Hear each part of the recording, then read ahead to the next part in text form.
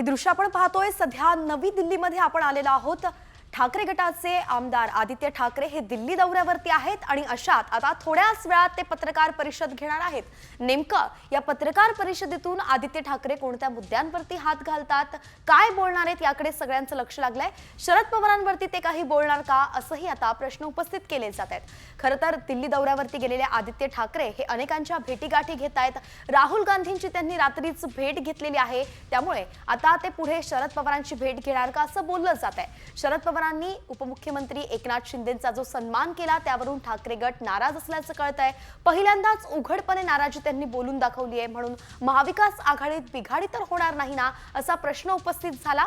याच संदर्भात चर्चांनाही उधाण आलंय आणि याच संदर्भात राहुल गांधींशी सुद्धा चर्चा झाल्याची माहिती मिळतेय। मात्र आता शरद पवार सुद्धा दिल्लीतच आहेत। अशात आदित्य ठाकरे त्यांची भेट घेणार का हा प्रश्न असताना या पत्रकार परिषदेचं आयोजन करण्यात आलंय, तेव्हा शरद पवारांवरती ते काही बोलणार का असं आता चर्चा सुरू झालेली आहे। इतकंच नाही तर ठाकरे गटाचे अनेक खासदार हे शिंदेंच्या संपर्कात असल्याचंही बोललं जात आहे। एक खासदार जे आहेत संजय दिना पाटील ते तर उपमुख्यमंत्री एकनाथ शिंदेंच्या सन्मान सोहळ्याला उपस्थित सुद्धा होते, म्हणून ठाकरे गटानं नाराजी व्यक्त केल्याचंही बोललं जात आहे। तर या खासदारांच्या मुद्द्यावरून ते बोलणार आहेत का, पदाधिकाऱ्यांसोबत त्यांच्या भेटीगाठी होणार आहे त्या संदर्भात ते काही बोलणार आहेत का, असे अनेक प्रश्न आता उपस्थित होत आहेत। त्यामुळे आता आदित्य ठाकरे नेमकं काय बोलतात याकडे सगळ्यांचं लक्ष आहे। प्रमोद जगताप आपले प्रतिनिधी थेट दिल्लीवरून आपल्यासोबत जोडले गेलेत। प्रमोद, काय सांगाल, कोणते मुद्दे या पत्रकार परिषदेचे आकर्षणाचे बिंदू असू शकतात? आदित्य ठाकरे दिल्लीमध्ये आलेले आहेत, त्यामुळे त्यांच्या भेटीगाठीच्या अनुषंगाने ते पत्रकार परिषदेमध्ये माहिती देऊ शकतात अशी माहिती मिळत होती की ते आज राहुल गांधींची भेट घेणार आहेत। मात्र स्पष्ट झालेलं आहे की त्यांनी काल रात्री 9:30 वाजता राहुल गांधी यांची भेट घेतली आहे। आता अगदी थोड्या वेळामध्ये संजय राऊत असतील किंवा आदित्य ठाकरे असतील या दोन प्रमुख नेत्यांची पत्रकार परिषद जी आहे ती होणार आहे। या पत्रकार परिषदेमध्ये ज्या पद्धतीने ठाकरे गटानं काल शरद पवार यांच्यावरती टीका केलेली होती, कारण ज्या पद्धतीने शरद पवार यांनी एकनाथ शिंदे यांचा सन्मान केला होता तो सन्मान ठाकरे गटाला पटलेला नव्हता आणि त्यावरूनच संजय राऊत यांनी जोरदार टीका केली होती। त्या अनुषंगाने आदित्य ठाकरे काय बोलतात हे देखील बघणं महत्त्वाचं असणार आहे, कारण संजय राऊत यांनी मांडलेली भूमिका ही उद्धव ठाकरे यांच्या पक्षाची अधिकृत भूमिका असते।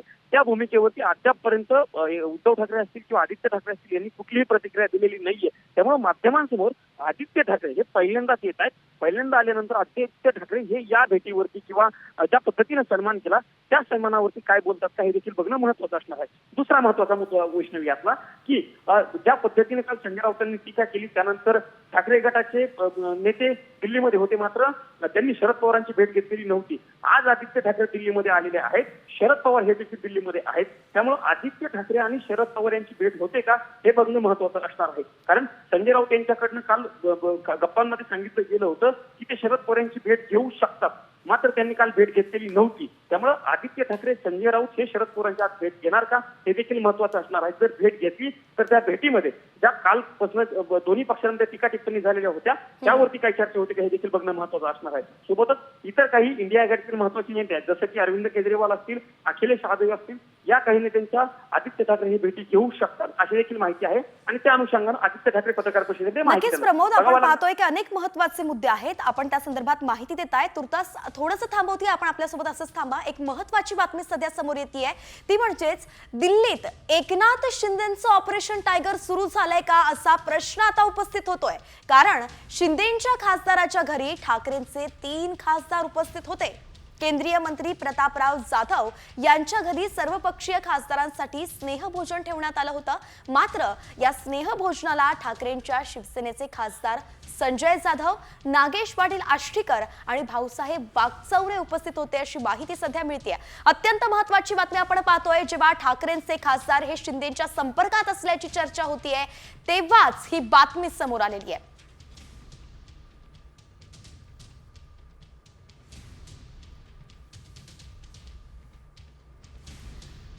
तर नेमकं कोणते 3 खासदार हे डिनरला गेले होते आपण पाहतोय। खासदार संजय जाधव, खासदार नागेश पाटील आष्टीकर आणि खासदार भाऊसाहेब वागचौरे हे शिंदेंच्या खासदाराच्या घरी स्नेहभोजनाला गेल्याची सध्याची माहिती मिळते।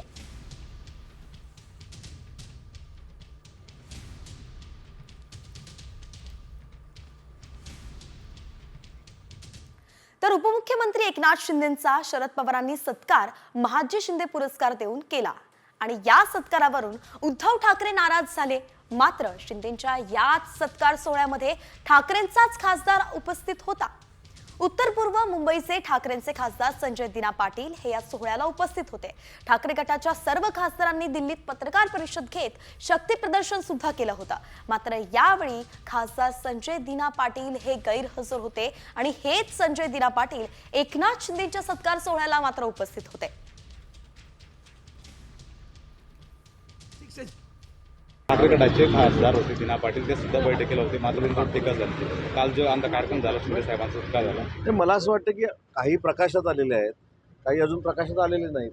मला असं वाटतं की त्यांनी जो काही निर्णय घ्यायचा आहे युबीटीच्या खासदारांनी, तर त्यांनी लोकशाहीतला एक भाग म्हणून निर्णय घ्यायचा आहे.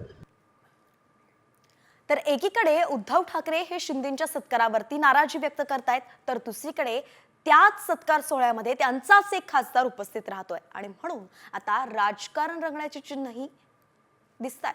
यानंतर वळूयात पुढच्या बातमीकडे.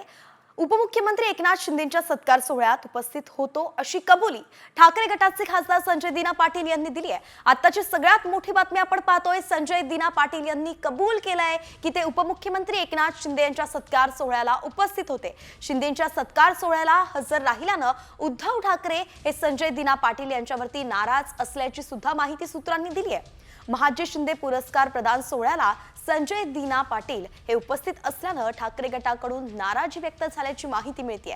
ही दृश्य आपण पाहतोय. या दृश्यांमध्ये आपल्याला दिसतंय की खासदार संजय दिना पाटील हे उपस्थित होते. शरद पवारांच्या सोबत ते आपल्याला दिसतायत आणि यावरूनच आधी शरद पवारांवरती उघडपणे नाराजी ठाकरे गटानं जाहीर केली होती. आता मात्र त्यांचाच खासदार उपस्थित असल्यानं त्यांच्यावर सुद्धा नाराजी व्यक्त केल्याची माहिती सूत्रांनी दिली आहे. ठाकरे गटाचे अनेक खासदार हे शिंदेंच्या गळाला लागल्याची माहिती मिळते आणि अशातच संजय दिना पाटील यांची अनुपस्थिती पत्रकार परिषदेवेळी आणि आता उपमुख्यमंत्री एकनाथ शिंदेंच्या सत्कार सोहळ्याला त्यांची हजेरी या दोन विरोधाभासांवरून नेमकं संजय दिना पाटील यांच्या मनात काय चाललंय हा प्रश्न उपस्थित होतोय. तर ठाकरेंचा एक खासदार शिंदेंच्या सत्काराला उपस्थित होता, तर 3 खासदार हे डिनरला गेले होते. एकनाथ शिंदेंच्या सत्कार सोहळ्याला ठाकरेंचा खासदार उपस्थित होता, संजय दिना पाटील असं त्यांचं नाव. तर संजय दिना पाटील यांनी शिंदेंच्या सत्कार सोहळ्याला उपस्थिती लावली आणि तशी कबुली सुद्धा त्यांनी दिली आहे. तर संजय जाधव, नागेश पाटील आष्टीकर आणि भाऊसाहेब बागचौरे हे शिंदेंच्या एका खासदाराच्या इथे डिनरला गेले होते. मंत्री प्रतापराव जाधवांच्या घरी ठाकरेंच्या 3 खासदारांना स्नेहभोजनाचं आमंत्रण देण्यात आलं होतं, तिथे त्यांनी हजेरी लावली होती. तर अशा प्रकारे दिल्लीत आता शिंदेंचं ऑपरेशन टायगर सुरू आहे का अशी चर्चा रंगू लागली आहे.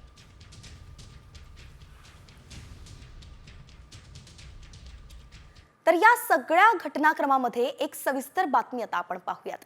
दिल्लीत शरद पवारांनी उपमुख्यमंत्री एकनाथ शिंदेंचा सत्कार केला आणि महाविकास आघाडीमध्ये अस्वस्थता पसरली. ठाकरे गटानं थेट पवारांवरतीच टीकास्त्र सोडलंय. शिंदेंच्या सत्कारानं नेमकं कसं राजकारण तापलंय, पवारांनी एका दगडात 2 पक्षी मारलेत का, यावरचाच हा स्पेशल रिपोर्ट. शिंदेंचा सत्कार, मवियात हाहाकार.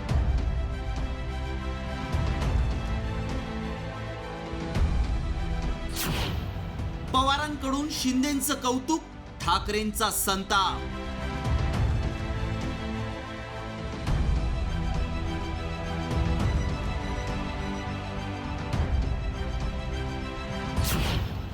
राजकीय संस्कृती की दबावाचं राजकारण.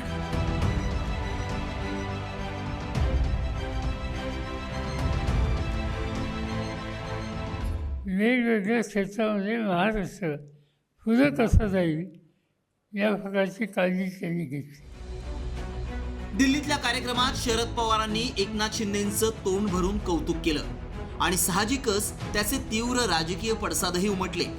एकनाथ शिंदेंनी महाराष्ट्राला दिशा देण्याचं काम केलं असं पवार म्हणाले आणि ठाकरे गट अस्वस्थ झाला. आणि अलीकडच्या 50 वर्षामध्ये नागरी प्रश्नाच्या संबंधी जाण असलेला नेता कोण याची जर माहिती घेतली तर कटाक्षानं एकनाथ शिंदेंचं नाव द्यावं लागेल. मग ते ठाणे असेल, ठाणे नगरपालिका असेल.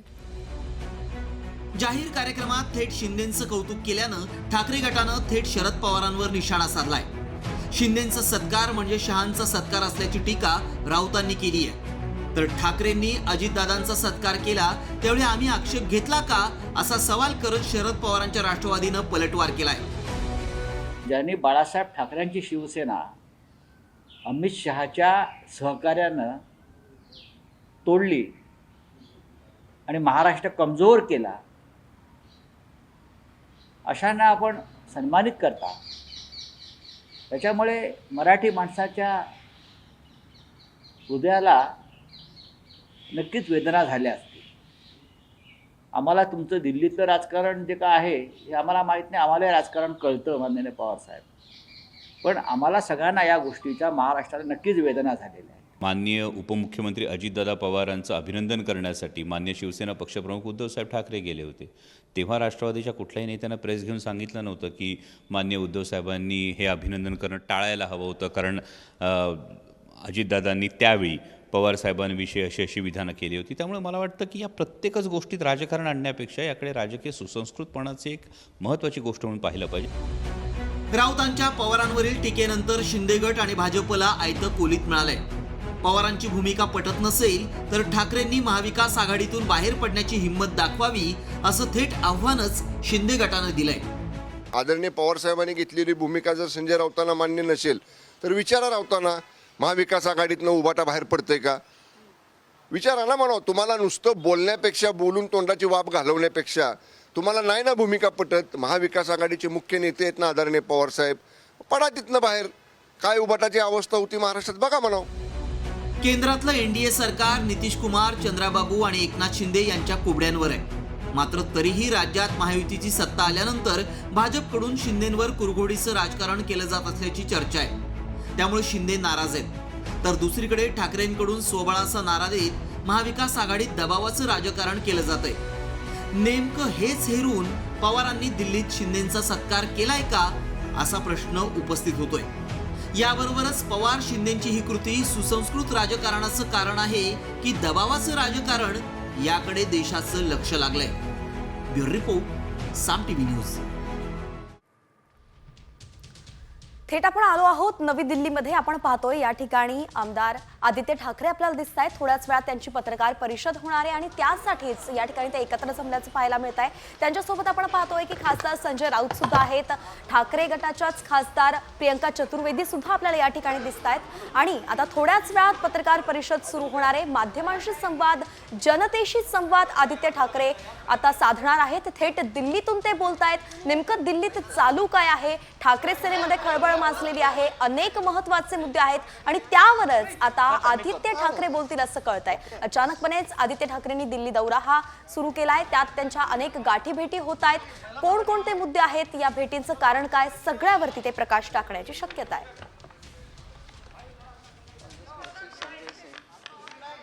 चला we can go earlier also. अरविंदजीकडे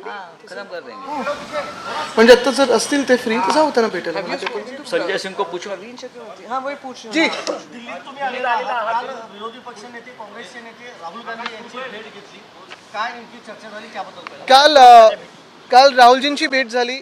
आज आता इथून आम्ही अरविंद केजरीवालजींच्या घरी जाऊन त्यांची भेट घेणार आहोत. एकंदर चर्चा साधारणपणे ॲक्च्युली कर्टसी कॉल होता, कारण आपल्याला माहिती आहे की आत्ता निवडणुका महाराष्ट्राच्या आणि आत्ता दिल्लीच्या होऊन गेल्या. साधारणपणे दोन्ही निवडणुकांमध्ये एक साम्य आहे की जे कोणी जिंकले आहेत त्याच्यात मोठा हात हा निवडणूक आयोगाचा आहे. आणि निवडणूक आयोगाचं अभिनंदन करताना, त्यांचे आभार मानताना भाजपच्या वतीने आम्ही हीच चर्चा करतोय की जे इलेक्शन फ्रॉड झालं, जो वोटर फ्रॉड झाला आहे, जो आपल्यालाही दिसतोय, आम्हालाही दिसतोय, हे लोकांसमोर आणणं आता गरजेचं आहे. ठळकपणे जगासमोर आणणं गरजेचं आहे. आणि आपल्या देशात फ्री अँड फेअर इलेक्शन्स होत आहेत का, ह्याच्यावर जो प्रश्नचिन्ह आहे त्याचं उत्तर निवडणूक आयोगाने द्यावं. तर मोर्चा बांधणी तर सुरू आहेच. अर्थात जे कोणी म्हणजे सत्ताधारी पक्षातले असतील किंवा विरोधी पक्षातले असतील, भेटतात कुठच्याही राज्यातले, त्यांचं म्हणणं एकच आहे की ही सगळी जी यंत्रणा, ही जी प्रोसेस आहे, ही फ्री अँड फेअर आता वाटत नाही आहे.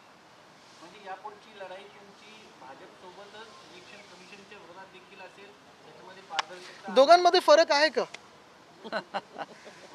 तुम्ही तुमच्या काही वैयक्तिक समारंभासाठी आला होता दिल्लीच्या जवळ असं समजलं होतं. वैयक्तिक कुठं? आता हे राजकारण किंवा वैयक्तिक दोन्ही म्हणू शकतं ना. आता वैयक्तिक मैत्री आहेच या लोकांबरोबर, पण महत्त्वाची गोष्ट म्हणजे कर्टसी कॉल म्हणून दोघांनी भेटणं गरजेचं होतं. आम्ही अनेक दिवस अशी भेटगाठ झाली नव्हती, फोनवर बोलणं चालतं, तर म्हणून त्यांना भेटायला आलो. ईव्हीएमच्या संदर्भामध्ये तुमचं एकमत आहे का? शरद पवारांच्या पार्टीचं वेगळं मत आहे, तुमचं एकमत. बघा, तुम्हाला एक खरी गोष्ट सांगू, ईव्हीएम बद्दल अनेक पक्षांचे वेगळी वेगळी मतं असतात.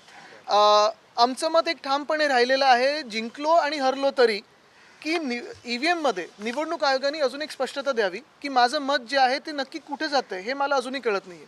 अनेक आमच्या उमेदवारांनी जे पडले किंवा ज्यांना पाडलं गेलं निवडणूक आयोगाकडून रिकाउंटसाठी मागितलं होतं, ते रिकाउंट दिलं नाही. त्यांना सांगितलं मॉक पोल घ्या. अनेक लोकांनी हा पण प्रयत्न केला की याच्यात पुढे काही केस होते का. आता 1-2 लोक आमचे गेलेत कोर्टामध्ये. पण ईव्हीएमबद्दल थोडी अजून क्लॅरिटी येणं गरजेचं आहे. जे व्हीव्हीपॅटचे क्रॉस चेकिंग होतं, व्हीव्हीपॅटमध्ये देखील चिठ्ठी बाहेर ती येत नाही, ती खरोखर खालती पडते का, ते काळे काचेतून दिसतंय काय, तिथे लाईट येतो आणि जातो, ते आपल्याला कधी तिकडचं चिन्ह दिसतं, मशाल असेल, जे काय असेल, कमळ असेल. पण ती एक गोष्ट झाली. ईव्हीएम ही एक टेक्निकल गोष्ट झाली. त्याचसोबत दुसरी गोष्ट जी महाराष्ट्रामध्ये आपण पाहायला बघतो ना, आपल्याला दिसतंय की 47 लाख मतदार जे वाढवलेले आहेत आणि साधारणपणे 76 लाख मतदार जे शेवटच्या तासात वाढलेले आहेत, ह्याच्याबद्दल निवडणूक आयोगाने कुठेही क्लॅरिटी दिली नाही. निवडणूक आयोगाने मध्यंतरी आणि प्रेस कॉन्फरन्समध्ये पण सांगितलं. समाधानी आहात का त्याच्यावर? मला सांगा, उत्तर दिलं असेल तर आम्हाला व्हिडिओ फुटेज दाखवा ना. तुम्हाला शेवटच्या तासानंतर मतदान करायचं असेल तर टोकन द्यायला लागतं. टोकन दाखवा ना आम्हाला किती लोकांनी मतदान केलंय. असेल ना, चला आम्ही मान्य करतो. टोकन दाखवा, फुटेज दाखवा. तुम्ही फोडताय का कोणाला? आम्ही फोडतोय. ऑपरेशन टायगर म्हणजे हे कोणाला फोडतात का?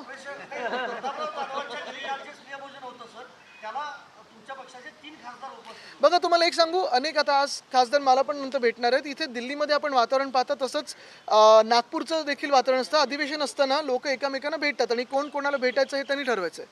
पण एक तुम्हाला सांगतो, स्पष्टपणे सांगतो की महाराष्ट्रामध्ये सरकार आत्ता बहुमताचं निवडणूक आयोगाचं बसलेलं आहे. त्याच्यात भाजप एक घटक पक्ष आहे, मग मिंदे गट आहे आणि एक फुटलेली राष्ट्रवादी आहे. ह्या तिन्ही पक्षांनी फोडाफोडीच्या पुढे जाऊन, ठीक आहे, तुम्ही जेवढा आमचा पक्ष फोडायचा ना फोडा, ज्यांना घ्यायचे भ्रष्ट असतील घ्या, ज्यांच्यावर डाग असतील, आम्ही बोलत नाही डाग अच्छे आहेत, भाजप बोलतं डाग अच्छे, पण घ्यायचं असेल घ्या. हे सगळं झाल्यानंतर जनतेचे प्रश्न जे आहेत आणि तुमच्या जाहीरनाम्यात जे प्रश्न होते किंवा मांडलेले विषय होते त्याच्यावर कधी काम करायला लागणार आहे?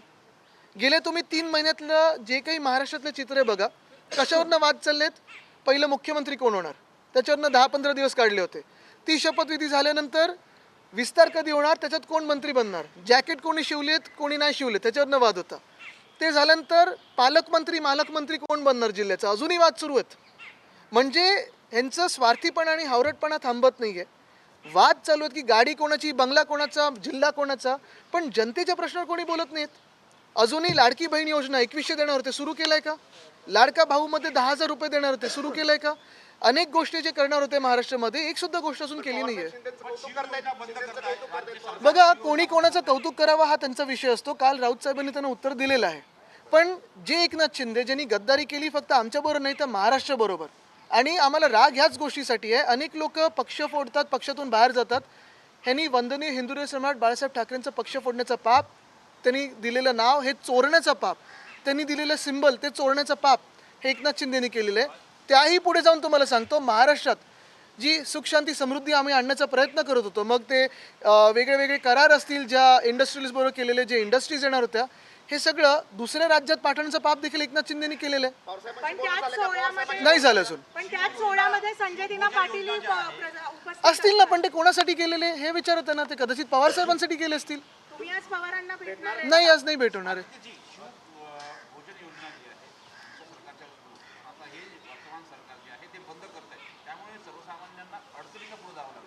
नक्कीच शिवभोजन योजना असेल किंवा आपण एसटीची दरवाढ देखील पहा. BSTची दरवाढ प्रस्ताव येत आहे. मुंबईमध्ये अदानी कर लावणार आहेत, कारण जी देवनारची जागा त्यांनी ढापलेली आहे ते कचरा स्वच्छ करण्यासाठी जवळपास 3,000 कोटीचा खर्च येणार महानगरपालिकेवर. प्रायव्हेट जमीन, आता अदानीची जमीन स्वच्छ करणार महानगरपालिका. हे 3,000 कोटी आणायची कुठून? तर आता युजर फी प्रत्येक घरावर, प्रत्येक मुंबईकरावर प्रस्तावित केलेली आहे. आम्ही याचा तर कडाडून विरोध करणार आहोत, कुठेही मागे हटणार नाही. आमच्यासोबत ज्यांना यायचं असेल, मुंबईकरांच्या हितासाठी असेल, महाराष्ट्राच्या हितासाठी ते येतील.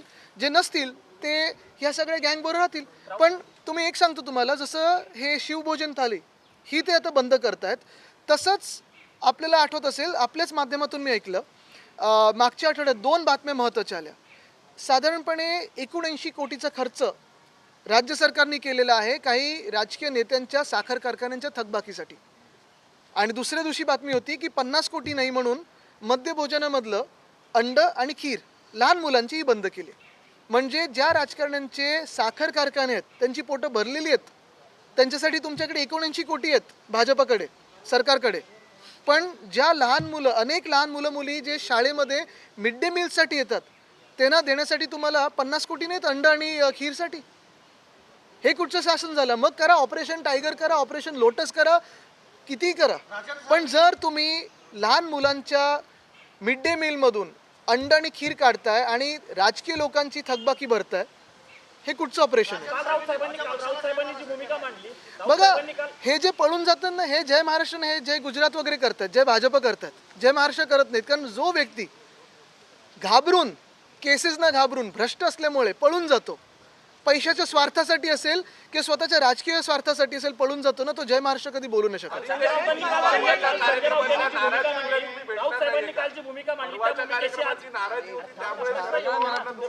नाही हो, काल तुम्हाला सांगतो, आमच्या भेटी मुंबईत होत असतात, त्यांच्या घरी पण आम्ही जाऊन भेटून आलो. पण मुंबईमध्ये नाही, तुम्ही थांबा, तुम्ही करतो. अरे तुमच्यामध्ये वाद नको. ऐका, एक तर फार थोडे आहात तुम्ही इथे. ऐका, हिंदी में करता हूं. आम्ही मुंबईत पवार साहेबांना मागच्याच महिन्यात जाऊन भेट झाली आमची. आता काल 1-2 झाले आमचे. तुमचा विषय होता. चलो हिंदी में सुरू भूमिका मांडली, त्या तीच भूमिका आजही तुमच्या पक्षाची आहे का शरद पवार यांच्या बाबतीत? कोणी सांगितले का की तुम्ही भूमिका अधिकृत नाहीये?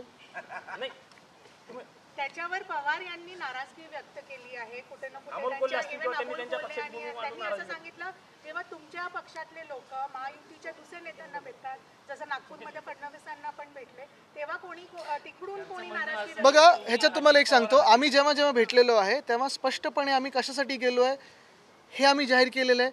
जी कामं आहेत ती तिथे नेलेली आहेत, आपल्यासमोर तीच आणलेली आहेत. कधी त्यांचं कौतुक केलं नाही आहे महाराष्ट्रात पडझड करण्यासाठी, कधी महाराष्ट्र लुटण्यासाठी कौतुक केलं नाही आहे, कधी महाराष्ट्रात विकासाला दूर करण्यासाठी कौतुक केलं नाही, महाराष्ट्र लुटण्याचं कौतुक केलं नाही आहे. जे महाराष्ट्राला लुटतात, जे महाराष्ट्रात सरकारची चोरी करतात, पक्षांची चोरी करतात, पक्ष फोडतात, मग त्यांचं परिवार फोडतात, त्यांचं कौतुक आमच्याकडून कधी होणार नाही, ॲज प्रिन्सिपल म्हणून होणार नाही.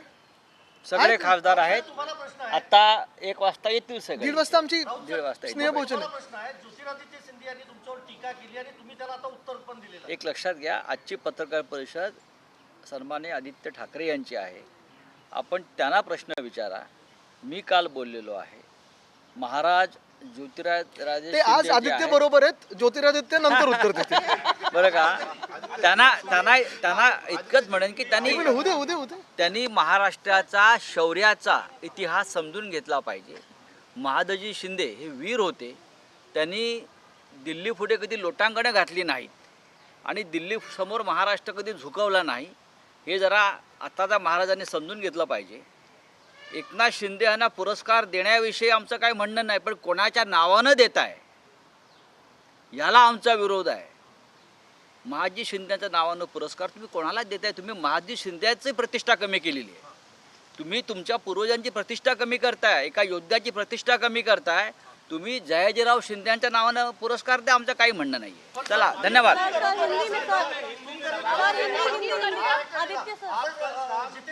अरे सोडून द्या, सोडून द्या, विषय संपला. आप हिंदी में शुरू करिए. केजरीवाल जी से मिलना है, क्या मुख्य बातचीत है और दिल्ली आने का कारण? हिंदी में.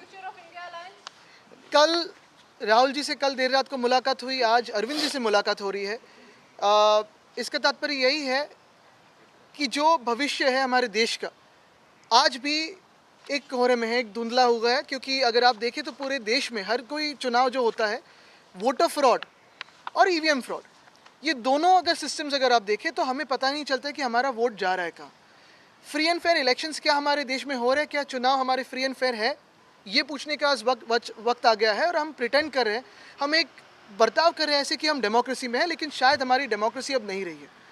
ये जो प्रिटेंशियस डेमोक्रेसी है उसे दूर करने के लिए हर एक पक्ष को साथ में आना होगा। कर्टसी में विजिट तो थी, कल राहुल जी के साथ थी, आज अरविंद जी के साथ है, लेकिन देश भर में जो हमारे साथ हुआ है या फिर जो आज केजरीवाल साहब के साथ हुआ या कांग्रेस के साथ हुआ, कल होते होते बिहार में नीतीश जी के साथ भी होगा, उनकी भी सीट चली जाएगी और भाजपा वहाँ सत्ता प्राप्त कर लेगी। आरजेडी के साथ होगा, फिर चंद्रबाबू जी के साथ होगा, और भाजपा का यही सपना है कि हर एक रीजनल पार्टी को तोड़ा जाए, मरोड़ा जाए और ख़त्म किया जाए, वैसे ही जैसे उनको देश की डेमोक्रेसी को करना है। एक ही बात इसमें है कि आज और कल की जो कर्टेसी मीट्स है उससे आगे जो रोड मैप है वो भी थोड़ी तय करने की तैयारी चल रही है। को लेकर रोड मैप तैयार करने की कोशिश की जा रही है क्या? मुझे लगता है इंडिया अलायंस के लिए काफ़ी सारे जो वरिष्ठ नेता है वो रोड मैप तय करेंगे। कर्टेसी में विजिट्स में जो भी इलेक्शंस में रीडिंग्स थे वो थोड़े ऊपर से बातचीत हुई है, डिटेल में हमारी टीमें काम कर रही है उस पर। पत्रकार परिषद घेतली होती, संजय राऊत साहेब त्या पत्रकार परिषदेला उपस्थित होते। एका मतदारसंघाचं उदाहरण देत त्यांनी 36,000चा आकडा उपस्थित केला होता। काल तुमच्या कर्टसी कॉलमध्ये त्या मतदानाबद्दल आमचं सगळ्या मतदारसंघांबद्दल चर्चा झाली। एक महत्त्वाचं आहे की आपण पाहत असाल हे लाखो मतदार जे 4 महिन्यात वाढलेत, 18 वर्षापूर्वी नक्की काय झालं होतं असं की आत्ता 18 वर्षाची मुलं मतदानाला आली की एवढी लोकसंख्या वाढली। दुसरी गोष्ट म्हणजे 76 लाख मतदार जे शेवटच्या तासात वाढलेले आहेत। आंबेडकर साहेबांनी पण आता केस फाईल केलीच आहे ना, त्यांना हायकोर्टकडून ऑर्डर मिळाली आहे की व्हिडिओ फुटेज दाखवा आणि तुम्ही टोकन्स दाखवा। बहुत छोटी बात है, आप देखिए उनको पता नहीं कि इंडिया अलायंस में कुछ बचा है कि नहीं, लेकिन इंडिया में और भारत में आज भी लोग ऐसे भी हैं जो लोकशाही के लिए और संविधान के लिए लड़ेंगे। और इंडिया अलायंस जो भी हमारी है, ठीक है, नेशनल लेवल के लिए है, रीजनल लेवल पे हमने सबने निर्णय किया कि कैसे लोकल टीम्स पे होता है, लोकल यूनिट्स पे होता है, लेकिन नेशनली इंडिया अलायंस संविधान के लिए, लोकतंत्र के लिए और आपके अधिकार के लिए, हमारे अधिकार के लिए, हर एक की आवाज़ के लिए लड़ती रहेगी। चेंज ऑफ लीडरशिप की पुकार है इंडिया अलायंस। इंडिया अलायंस की लीडरशिप ये जॉइंट